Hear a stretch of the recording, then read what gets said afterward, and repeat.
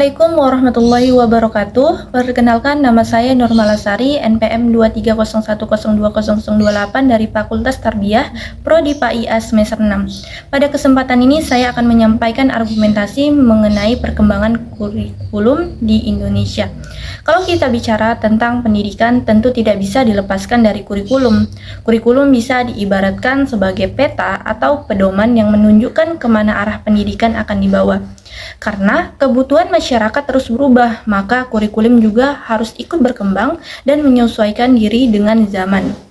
Sejak Indonesia merdeka, kurikulum telah mengalami beberapa kali perubahan, mulai dari kurikulum 1947, kemudian kurikulum 1968, 1975, 1984, 1994, kurikulum berbasis kompetensi tahun 2004, KTSP tahun 2006, kurikulum 2013, hingga yang terbaru yaitu kurikulum merdeka.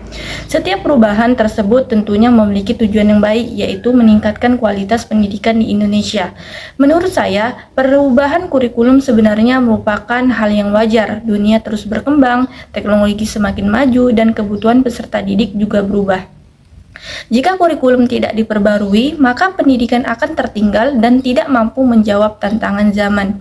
Misalnya, saat ini kemampuan berpikir kritis, kreativitas, komunikasi, dan pemanfaatan teknologi menjadi keterampilan yang sangat penting.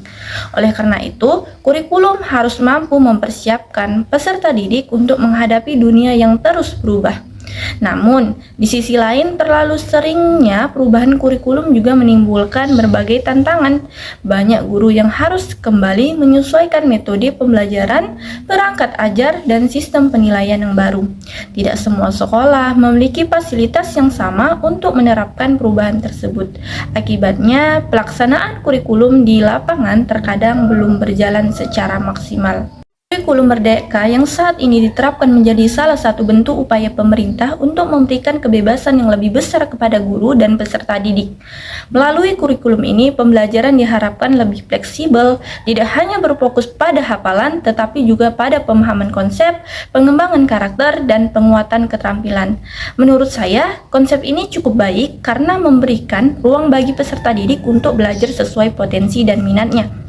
Akan tetapi, keberhasilan sebuah kurikulum tidak hanya ditentukan oleh isi kurikulumnya saja. Faktor yang paling penting adalah bagaimana kurikulum tersebut diterapkan. Guru, sekolah, orang tua, dan pemerintah harus bekerja sama agar tujuan pendidikan dapat tercapai. Sebagus apapun kurikulumnya, jika tidak didukung oleh sumber daya yang memadai, maka hasilnya tidak akan maksimal. Dari perkembangan kurikulum di Indonesia, kita dapat melihat bahwa pendidikan selalu berusaha menyesuaikan diri dengan kebutuhan zaman. Perubahan kurikulum bukan sekedar mengganti aturan atau nama, tetapi merupakan usaha untuk menciptakan generasi yang lebih siap menghadapi masa depan. Oleh karena itu, yang terpenting bukanlah seberapa sering kurikulum berubah, melainkan bagaimana perubahan tersebut dapat memberikan manfaat nyata bagi peserta didik dan meningkatkan kualitas pendidikan di Indonesia. Demikian argumentasi yang dapat saya sampaikan mengenai perkembangan kurikulum di Indonesia. Semoga bermanfaat dan menambah wawasan kita semua. Wassalamualaikum warahmatullahi wabarakatuh.